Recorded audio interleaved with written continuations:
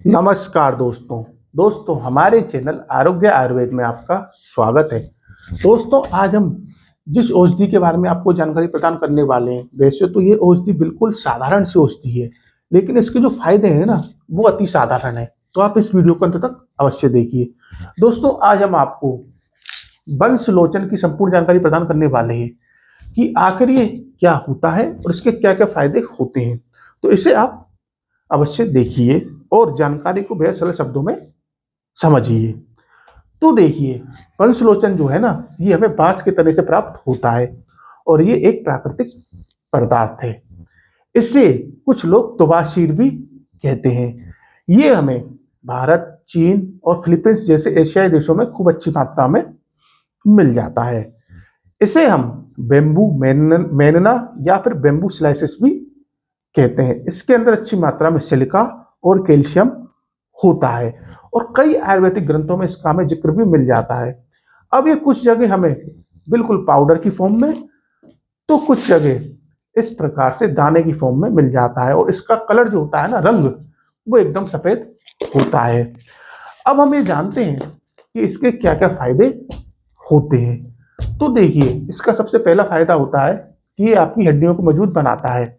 अब देखिए, छोटे बच्चे हैं, उनकी हड्डियां कमजोर हैं, या फिर जो उम्र बढ़ने के कारण जिन लोगों की हड्डियां कमजोर हो रही हैं, या फिर फ्रैक्चर के कारण किसी को समस्या आ रही है, तो वो आपके वंशलोचन का नियमित रूप से सेवन करे तो उसकी जो है ना हड्डियां की समस्या जो है, जो हड्डियां कमजोर है उनकी जो समस्या वो सही हो जाएगी।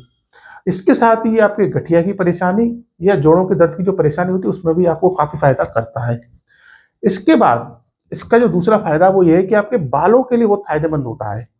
देखिए, इसके अंदर अच्छी मात्रा में सिलिका होता है, इसलिए क्या करता है, इसका नियमित सेवन आपके बालों को मजबूत बनाता है और घना बनाता है। तीसरा इसका जो फायदा वो ये है कि ये जो है ना आपके मुंह के छालों के लिए फायदेमंद होता है। अब देखिए, मुंह के छाले क्यों होते हैं? मुंह के छाले होते हैं पेट की गर्मी के कारण और इसकी तासीर होती है ठंडी। इसलिए जब भी आपके मुंह में छाले हों तो आप इसका सेवन शहद के साथ मिला के कीजिए तो आपको आराम आ जाएगा। इसका जो चौथा फायदा वो ये है कि आपके पेट में सूजन में काफी फायदा करता है।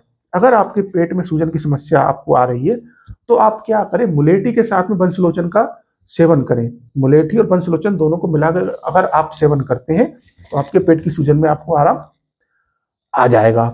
इसके बाद इसका जो पांचवा फायदा वो ये है कि महिलाओं में फायदेमंद है। अब देखिए, कुछ महिलाओं को पीरियड्स में क्रैम्प आ जाते हैं और इसके साथ ही ज्यादातर महिलाओं में आयरन की समस्या रहती है। तो देखिए, ये दोनों ही परेशानियों में आपके काफी फायदेमंद होता है। इसके बाद इसका छठा जो फायदा है वो ये है कि ये जो है ना आपके जो बच्चे मिट्टी खाते हैं उनके लिए फायदेमंद होता है और ये मिट्टी छुड़ाने में बहुत मदद करता है। तो देखिए, जो भी बच्चे मिट्टी खाने के शौकीन होते हैं या मिट्टी खाने की उनको आदत लग जाती है तो उनको आप ये नियमित रूप से खिलाइए तो मिट्टी खाना छोड़ देते हैं। इसके बाद इसका जो सातवां जो आपका फायदा है वो ये है कि ये आपके पित्त को शांत करता है। अब देखिए, इसकी तासीर होती है ठंडी।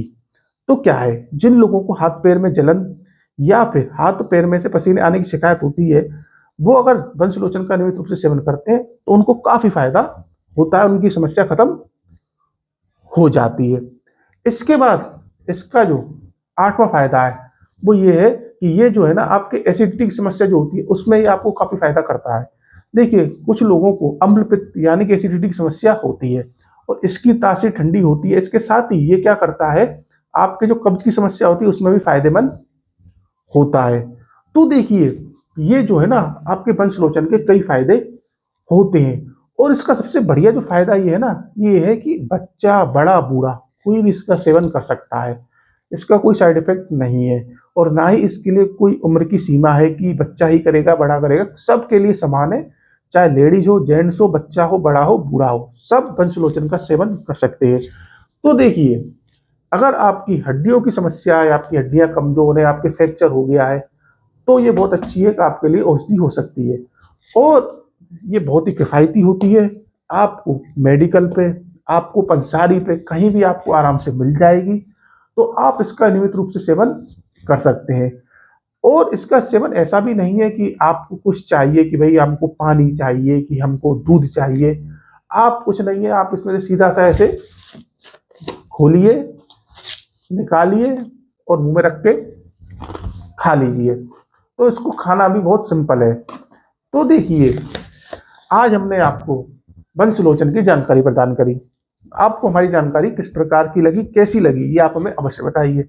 अगर आप किसी बीमारी, किसी परेशानी या किसी आयुर्वेदिक दवा के बारे में जानकारी प्राप्त करना चाहते हैं तो आप हमें अवश्य बताइए। हम उस पर भी वीडियो बनाकर आपको जानकारी उपलब्ध करवाएंगे, क्योंकि हमारा उद्देश्य ही बेहद सरल शब्दों में आपको जानकारी उपलब्ध करवाना है। अगर आप अभी तक हमारे चैनल के साथ नहीं जुड़े हैं, हमारे चैनल को अभी तक आप सब्सक्राइब नहीं किया है, तो आप हमारे चैनल के साथ अवश्य जुड़िए। चैनल को सब्सक्राइब अवश्य करिए ताकि आप आसान शब्दों में जानकारी प्राप्त कर सकें। देखिए, हमारा पहला और आखिरी उद्देश्य क्या है कि आपको सही और सटीक जानकारी प्रदान करना। हम कोई भी भ्रमित करने वाली जानकारी प्रदान नहीं करते हैं।